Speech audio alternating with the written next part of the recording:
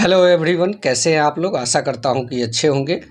Friends, आज की इस वीडियो में हम लोग बात करेंगे हिंदी गद्यांश के बारे में। जी हाँ, कुछ ट्रिकी तरीके से आज हिंदी पेपर को करेंगे और जानेंगे कि स्कोरिंग सब्जेक्ट कौन सा होगा। जी हाँ, मैं आप लोगों को बता दूं कि हिंदी एक ऐसा सब्जेक्ट है, इसकी प्रैक्टिस आप लोग को अच्छे से हो जाती है तो समझिए तो ये आपका 30 में 25-28 नंबर लाना कोई बड़ी बात नहीं है, कोई मुश्किल बात नहीं है। अगर इसकी प्रैक्टिस आपको अच्छे से होती है और आप लैंग्वेज सेकंड संस्कृत लेते हैं तो इसी के अकॉर्डिंग उसका भी नंबर बढ़ता है, क्योंकि दोनों सेम होते हैं और थोड़ा बहुत जो अंतर होता है वो आप खुद भी समझ सकते हैं कि किस प्रकार से डिफरेंस किया गया है। तो दोस्तों, मेरे कहने का मतलब यह था कि हिंदी का पूरा पोर्शन अगर आप सही तरीके से सीख लेते हो तो समझिए कि आपका पेपर कोई नहीं रोक पाएगा। आपको 50 नंबर मात्र यही 2 सब्जेक्ट दिला सकते हैं, बाकी के 3 में 40 लाना आपके लिए कोई बड़ी बात नहीं होगी। तो सीटेट पास करना अगर है और अच्छे नंबरों से, तो हिंदी की प्रैक्टिस आप लोग अच्छे ढंग से कीजिए, क्योंकि हिंदी एकमात्र ऐसा सब्जेक्ट है जो स्कोरिंग सब्जेक्ट होता है, नंबर गेन कराता है बहुत ज़्यादा। जी हाँ दोस्तों, आगे इस वीडियो में समझेंगे कि किस प्रकार। तो वीडियो की शुरुआत करने से पहले सबसे पहले आप लोग हमारे इस चैनल को सब्सक्राइब कर लीजिए और वीडियो को ज़्यादा से ज़्यादा लाइक एंड शेयर कीजिए। कोई सवाल हो तो कमेंट के माध्यम से पूछिए। चलिए वीडियो की शुरुआत करते हैं। सबसे पहले हम लोग क्या करेंगे, इसका जो मैं ट्रिक बता रहा हूँ, मेथड बता रहा हूँ, वो आप लोग अच्छे से समझ लेंगे। जी हाँ, आप लोग पहले एक बार इसके पूरे प्रश्न को देख लीजिए। ऐसे विचार सज्जन मनुष्यों के अंतर्मन में सदा उठते हैं। शेष शब्दों के भिन्न शब्द को पहचानिए। निस्वार्थ का विपरीत क्या होता है? परोपकारी लोग सदा पूजे जाते हैं। ऐसे ऐसे प्रश्न हैं। ये सारे प्रश्न को आप लोग देख लीजिए। कठोर सत्य किसे कहा गया है? निर्बल भावनाओं पर विजय पाने के लिए क्या क्या किए जाने की आवश्यकता है? हमारी जीवन सदा प्रेरणा बन सकता है। जी हाँ, यह क्वेश्चन मैं आप लोग को क्यों कहा, पहले इसको देख लेने के लिए। यह आपके अब दिमाग में चलेगा। जब आप इस पैराग्राफ को पढ़ेंगे तो आप पाएंगे कि क्या क्या कहाँ कहाँ से सवाल होते हैं। जी हाँ, मैं सबसे पहले आप लोग को बता दूं कि जो भी प्रश्न होंगे उसमें आप लोग अपना लॉजिक कुछ नहीं लगाना है। आप लोग को सारे प्रश्न के उत्तर आपको इसी पैराग्राफ से मिलने वाले हैं, इसलिए कोई लॉजिक लगाने वाली बात नहीं है। जो भी है ये सारे इसी पैराग्राफ में होंगे। जी हाँ, उसके बाद हम लोग पैराग्राफ को अगर पढ़ते हैं तो देखेंगे कि मानव के मर्म स्थल में परोपकार और त्याग और सद्गुणों की जागृति तभी हो पाती है तब वह अपने तुच्छ और भौतिक जीवन को नगण्य समझकर उत्साह उमंग के साथ दूसरों की सेवा शुश्रूषा तथा सत्कार करता है। जी हाँ, यह कठोर सत्य है कि हम भौतिक रूप में इस संसार में सीमित अवधि तक रहेंगे। हमारी मृत्यु के बाद हमारे निकट संबंधी, मित्र, बंधु, बांधव, जीवन भी हमारे लिए शोकाकुल और प्रेमाकुल भी नहीं रहेंगे। दुख मिश्रित इस निर्मल भावना पर विजय पाने के लिए तब हमारे अंतर्मन में एक विचार उठता है, क्यों न हम अपने सत्कर्मों और सद्गुणों का प्रकाश फैलाकर सदा के लिए अमर हो जाएं। जी हाँ, सदा के लिए अमर हो जाएं के लिए एक सवाल है, याद करके चलिएगा। सेवक प्रवृत्ति अपनाकर हम लोग अवश्य कर सकते हैं अपने निस्वार्थ व्यक्तित्व और परहित कर्मों के बल पर हमेशा के लिए मानवीय जीवन हेतु उत्प्रेरणा बन सकते हैं। अनुपम मनुष्य जीवन की सद्गति प्रदान करने के लिए यह विचार नया नहीं है। ऐसे विचार सज्जन मनुष्यों के अंतर्मन में सदा उठते हैं। देखिए, यहाँ पे आपका जो सवाल नंबर फर्स्ट है उसका यहाँ पे आपको मिल जाएगा कि ऐसे विचार सज्जन मनुष्यों के अंतर्मन में सदा उठते हैं। जी हाँ, यहाँ पे जो सवाल पूछा गया उसका आंसर देख लीजिए। अनुच्छेद में प्रयुक्त उपयुक्त अशुद्ध वाक्य को 4 भागों में बांटा गया है, जिसमें एक भाग को पहचानिए जिसमें अशुद्धि हो। तो यहाँ पे आप देखिए, ऐसे विचार टच कर रहा है, सज्जन मनुष्यों के टच कर रहा है, अंतर्मन में टच कर रहा है, सदा उठते हैं। यहाँ पे क्या दिया है? सदा उठते रहेंगे। इसका मतलब हुआ कि इसका 4 नंबर जो आंसर होगा जो पैराग्राफ में अशुद्धि है पैराग्राफ के अनुसार, इसलिए 4 इसका सही आंसर होगा। जी हाँ, यही ट्रिक आपको काम करेगा और कम समय में आप हिंदी के पेपर को अच्छे नंबरों के लिए हल कर सकते हैं। दोस्तों, वीडियो अच्छा लगता हो तो चैनल को सब्सक्राइब करते चलिएगा। नेक्स्ट आगे बढ़ते हैं। इन्हें अपनाकर वे दुनिया में अमर भी हो गए, इस धरा पर अस्थायी रूप में नहीं रहने पर भी ऐसे परहितकारी कालांतर तक पूजे जाते हैं। अमूल्य मनुष्य जीवन की सर्वश्रेष्ठ शिक्षा यही है। यही सीखकर मनुष्य जीवन आनंदमय समृद्धशाली हो सकता है। यदि इस प्रकार मानव जीवन उन्नत होता है तो यह संपूर्ण संसार स्वर्गिक विस्तार ग्रहण कर लेगा।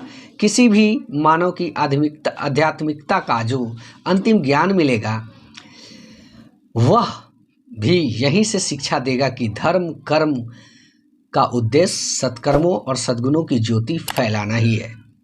देखिए यहाँ पे क्या कर रहा है, शेष शब्द को पहचानिए जो भिन्न शब्द है। भिन्न शब्द को पहचानना है। भिन्न का मतलब यह होता है कि अलग शब्द। शेष शब्द जो है ये भिन्न शब्द 3 है, एक शब्द जो है आपका अलग होगा।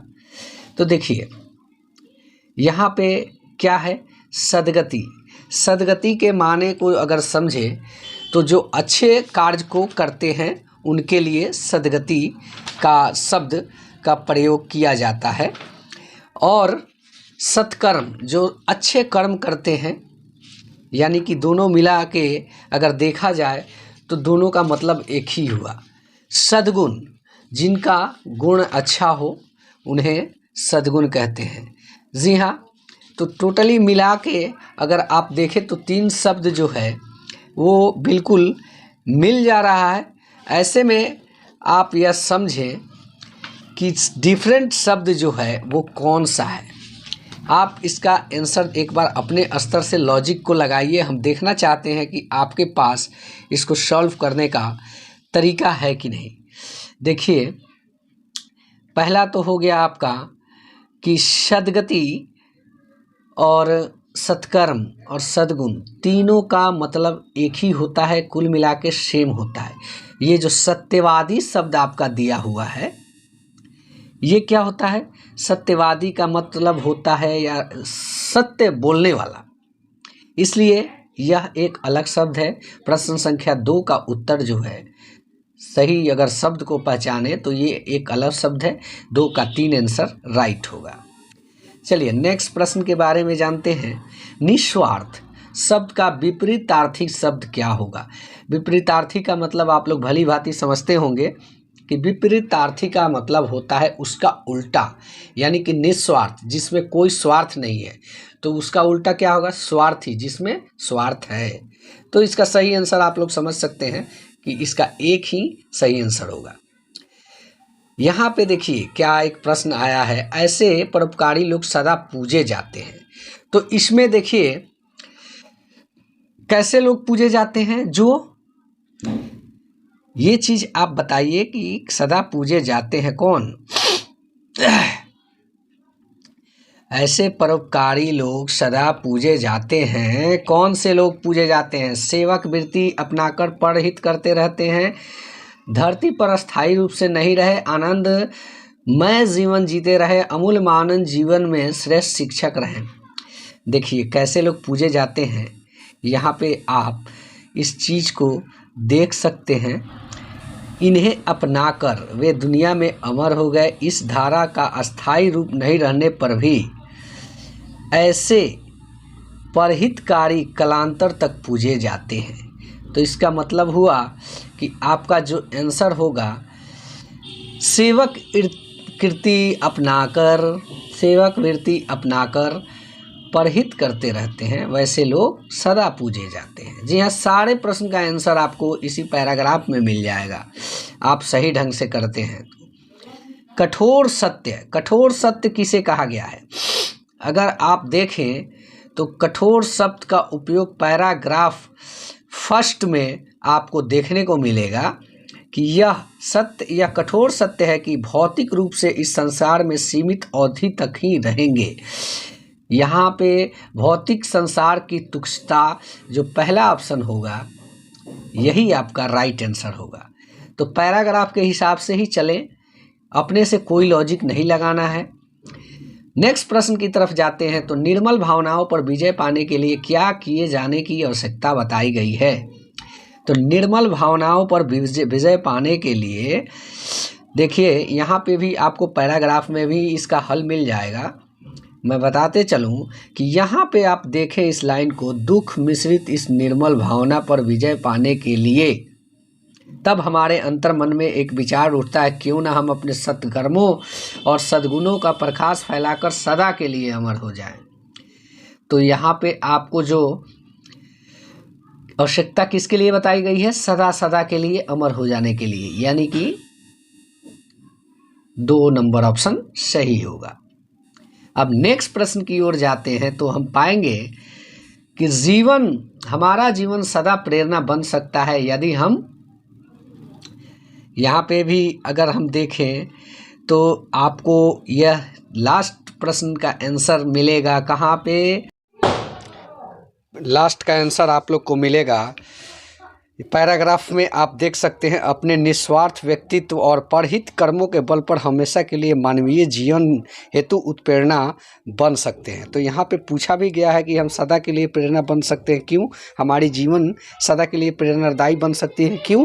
निस्वार्थ भाव से परोपकार करें ताकि हमारा जीवन सदा के लिए उत्प्रेरणा बन सकता है। यही है पैराग्राफ का लाइन। आप देख सकते हैं सेकंड पैराग्राफ में ऊपर ही दिया हुआ है ये चीज़।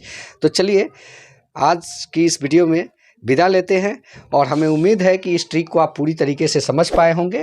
वीडियो अच्छा लगा हो तो चैनल को सब्सक्राइब कीजिए। धन्यवाद। जय हिंद। वंदे मातरम।